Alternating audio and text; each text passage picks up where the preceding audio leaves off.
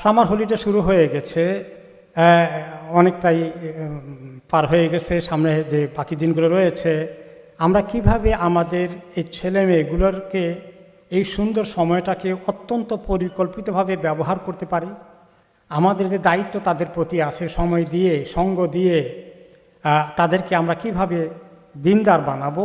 School কলেজে দিয়েছি, আর সেখানে তো কিছু ফর্মাল এডুকেশন হবে, কিন্তু আসল মানুষ বানানোর দায়িত্ব, মুসলিম হিসাবে গড়ে তোলার দায়িত্ব তো পিতামাতারই। এবং এই যে কাজটা, এটা এত বেশি গুরুত্বপূর্ণ। আল্লাহ তাআলা কোরআন শরীফে বলেছেন যে কিয়ামতের দিন কোনো পিতা কোনো পুত্রের দায়িত্ব নেবে না, পুত্র পিতার দায়িত্ব নেবে না। প্রত্যেকেই নিজের দায়িত্ব পালন না করলে আরেকজনের বিরুদ্ধে আসামি করার জন্য রেডি হয়ে থাকবে। আল্লাহ তাআলা কোরআনে পাকি বলেছেন, হে ঈমানদারগণ, তোমরা নিজেরা নিজেদেরকে জাহান্নামের আগুন থেকে বাঁচাও এবং তোমাদের পরিবারের সদস্যদেরকে, ছেলে মেয়েদেরকে জাহান্নামের আগুন থেকে বাঁচাও। তো আমাকেই বাঁচতে হবে না, ছেলে মেয়ে প্রত্যেকটি দিনদার হলো কি না, জাহান্নামের আগুন থেকে বাঁচতে পারলো কি না, এটার জবাব আল্লাহ তাআলা আমাদের কাছ থেকে নেবেন কিয়ামতের দিন। এই জন্য হাদিসে রাসূলুল্লাহ সাল্লাল্লাহু আলাইহি ওয়াসাল্লাম বলেছেন, তখন প্রত্যেকেই এক একজন রাখাল রাখাল রাখাল আমরা মনে করি গরু চড়ায়, ছাগল চড়ায়, তাদেরকে রাখাল বলি, রাই। এইটা আরবিতে এই শব্দ ব্যবহার করেছেন তিনি। একজন রাখাল যেরকম তার চোখে চোখ রাখতে হয়, গরু ছাগলগুলো যেন এদিকে সেদিকে ছুটে না যায়, একটা পিছনে পড়ে না যায়, সারাদিন চড়িয়ে গোটা পাল যেন সহি সালামতে ঘরে ফেরত আসে। এইরকম আমাদেরকে খুব কাছে থেকে দায়িত্ব পালন করতে হবে। এবং এভাবে আল্লাহ তাআলা কোরআন শরীফ অনেক এক্সাম্পল দিয়েছেন। ইয়াকুব আলাইহিস সালামের কথা বলেছেন, ইব্রাহিম আলাইহিস সালামের কথা বলেছেন। তারা কিভাবে নবীরা দোয়া করতেন ছেলে মেয়েদেরকে দিনদার বানানোর জন্য। তারা সব সময় বলতেন, ইব্রাহিম আলাইহিস সালাম দোয়া করেছে, আল্লাহ আমাকে নামাজি বানান এবং আমার ছেলে মেয়েদেরকে, সন্তান সন্ততিগুলোকে যারা নামাজ কায়েম করে তাদের অন্তর্ভুক্ত করেন। আল্লাহ আমার দোয়া আপনি কবুল করেন। এইভাবে করে ইয়াকুব আলাইহিস সালাম এভাবে দোয়া করেছেন মৃত্যুর আগে, তোমরা কার ইবাদত করবে, আমি মরে গেলে ঠিকমতো আল্লাহর ইবাদত করবে। এইভাবে নবীরাও দায়িত্ব পালন করেছেন। বর্তমান জামানায় যে জামানায় বসবাস করছি, আমরা সবাই নিশ্চিত যে আমাদের জীবনে যে সময় দেখেছি, পার করেছি, ফিতনা ফাসাদ যতটুকু মোকাবিলা করেছি, আধুনিক সমাজে আমাদের ছেলেমেয়েদের ফিতনা ফাসাদের পরিমাণ আমাদের তুলনায় বেশি না কম আমরা অবশ্যই বুঝি। কী পরিমাণ ফিতনায় তারা আছে, যে সমাজে তারা বসবাস করছে, একটি অমুসলিম সমাজে, যেখানে সোশ্যাল মিডিয়া, মোবাইল ফোন থেকে শুরু করে ডিভাইসগুলো তাদের হাতে আসে।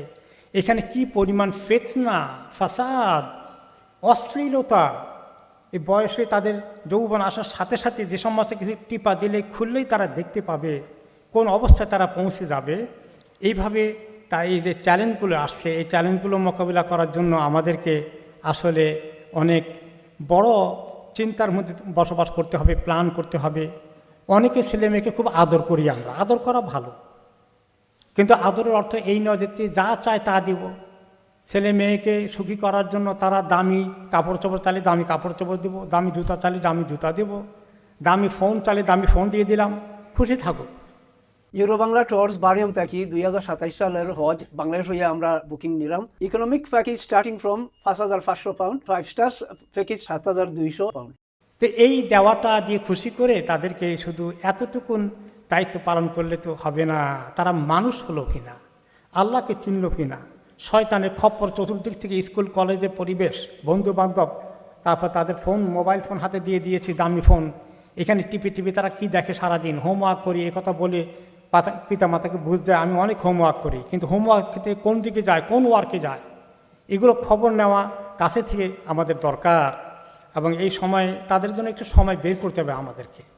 সময় দেওয়াটা খুব জরুরি। এই সামার টাইমে আমরা অনেকেই যারা হলিডে পাই, সামার টাইমে একটু হলিডে নেওয়া, নিজেরা চাকরি বাকরি কাজকর্ম থেকে, ব্যবসা বাণিজ্য যারা করি তারাও কিছু সময় বের করা, তাদেরকে নিয়ে সময় একসঙ্গে খাওয়া দাওয়া করা, একসঙ্গে বাইরে একটু ঘুরতে যাওয়া, ওদেরকে ওদের জগতে ছেড়ে দেওয়া নয়। ওদের দুই জিনিস আছে, একদিন ছিল ওদের ফ্রেন্ড, আরেকদিন ছিল ওদের ফোন, সোশ্যাল মিডিয়া।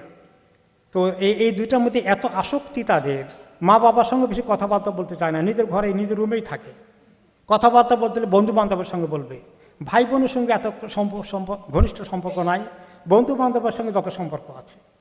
এই যে এগুলো সব কিছু বেলাইন হওয়ার লক্ষণ, নষ্ট হওয়ার লক্ষণ। হোমওয়ার্কের নামে এই যে এখানে ঢুকবে, ঢুকে কোন দিকে যাবে? তাহলে আমাদেরকে সময় দিতে হবে। এই টাইমটা পেয়েছি আমরা, এই টাইমটাকে আমরা তাদের সঙ্গে একসঙ্গে খাওয়া দাওয়া করবো, গল্পগুজব করবো, কীভাবে তাদের সঙ্গে আমাদের সম্পর্ক হয়, আমাদের গ্রামের জিন্দেগির কথা বলবো, তাদের দাদা দাদি নানা নানির গল্প শোনাবো। এগুলো শুনে শুনে তাদেরকে, আমাদের একটা সমাজ আছে, আমরা মুসলিম, আমরা এই দেশের মানুষের মতো এক একজন তার বড় হয়ে গেলে একটু আর কাউকে চেনে না। বাপ চাচা দাদা নানা তো দূরের কথা, বাপ মাকেও ছেড়ে আস্তে করে অন্য জায়গায় একলা চলে যাবে। এই সমাজে বসবাস করে তারা একদম আমাদের মতো এগুলো শিখবে, কে বলেছে? সমাজ এর স্রোত এত জোরে টান দিয়েছে।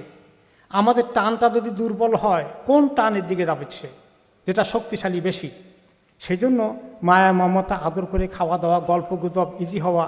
অনেকেই ছেলে মেয়ের সঙ্গে ইজি হতে পারেন না, শুধু বন্ধু বান্ধবের সঙ্গে ইজি হয়।